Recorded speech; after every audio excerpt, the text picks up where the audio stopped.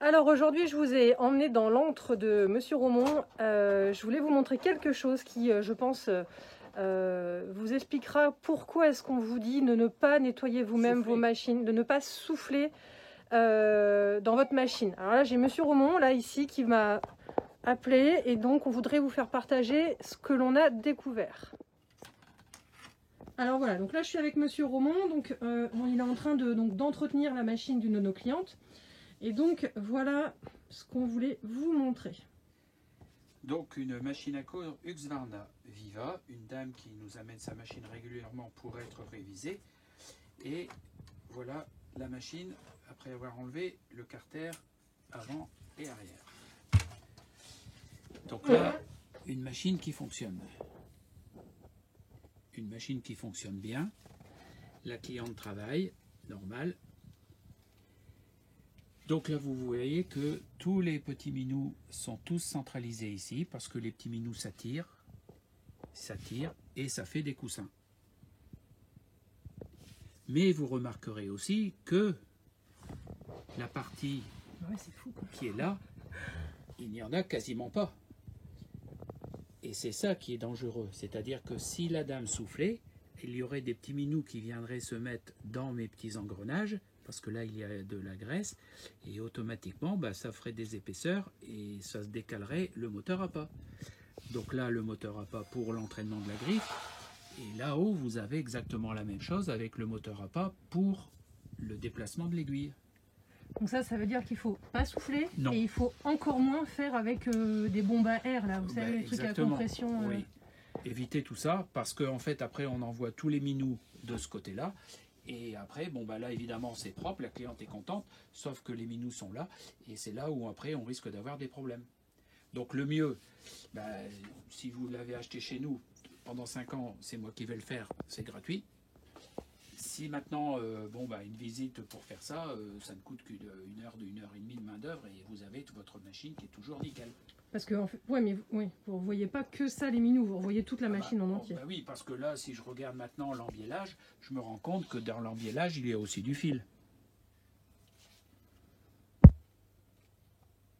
Où ça? Là. Ah oui, je n'avais même pas vu. Ouais. Voilà. Donc elle va repartir comme neuve. Là, si Ophélie a encore du temps dans 20 minutes, je lui ferai voir la machine, comment elle est après quand j'ai nettoyé, passé à la machine à laver, pour que la machine soit nickel. Eh bien à tout à l'heure alors, Monsieur Romont. D'accord. Voilà. Alors nous voilà dans l'atelier de Monsieur Romont, donc il s'est écoulé une grosse demi-heure, on va dire. Et donc voilà maintenant la machine, comment nous allons la rendre à la cliente. Donc je pense que vous vous souvenez tout à l'heure dans quel état elle était, avec du fil, des moumoutes. Donc là on est sur quelque chose qui a été complètement nettoyé. La plaque aiguille là on va la rectifier, c'est pour pouvoir avoir un point, voilà. Donc là, soit elle est abîmée, les coups d'aiguille. Oui. D'accord. Donc là, pour certains points, comme le zigzag piqué, le fil va s'accrocher et forcément, ça risque de casser le fil ou de l'effilocher. Enfin bref.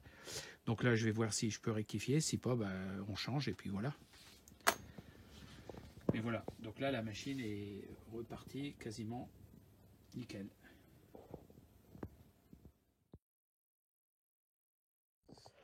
Alors, de nouveau, je suis avec Monsieur Romont dans son atelier. Je voulais vous montrer quelque chose parce que j'entends souvent les personnes qui me disent que si elles ne nettoient pas leur machine, la capsule va se soulever, que la canette va remonter, que ça va finir par empêcher les griffes de fonctionner.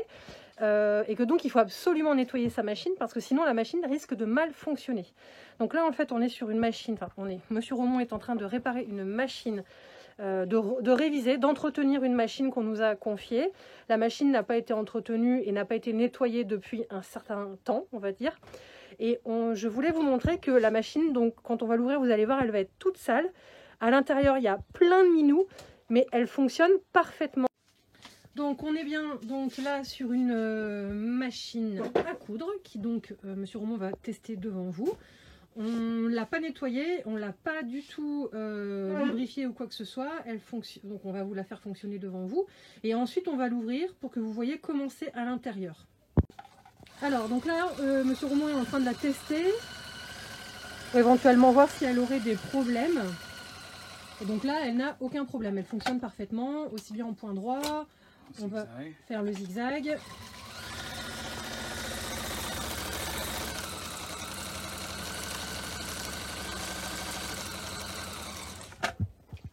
Voilà.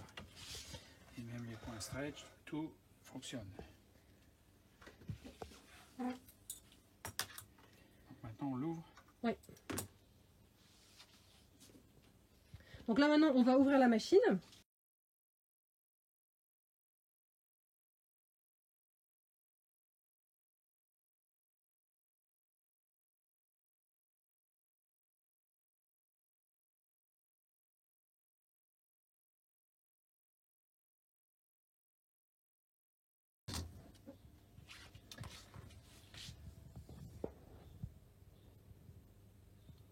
Donc voilà dans quel état se trouve cette machine avec tous les minous qui sont agglomérés ici à l'intérieur et ici sur le devant.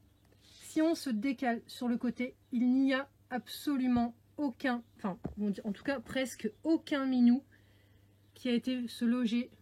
Donc là où il y a des choses qui collent, ici par exemple, là il ne faut surtout pas en avoir. Là, tout est propre ailleurs. Donc, allez-y. Donc là, ce qu'on va faire, c'est qu'on va vous montrer comment est-ce qu'on nettoie les machines.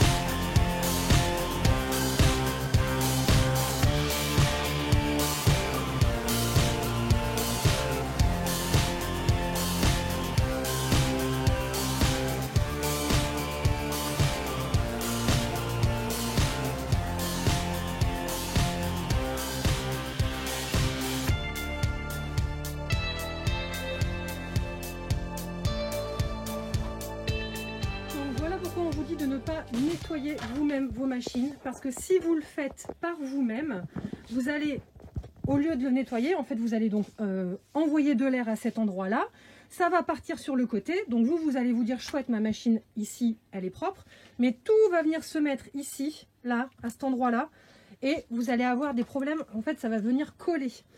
Donc quand vous ne pouvez pas ouvrir votre machine, vous ne nettoyez pas la machine à l'intérieur.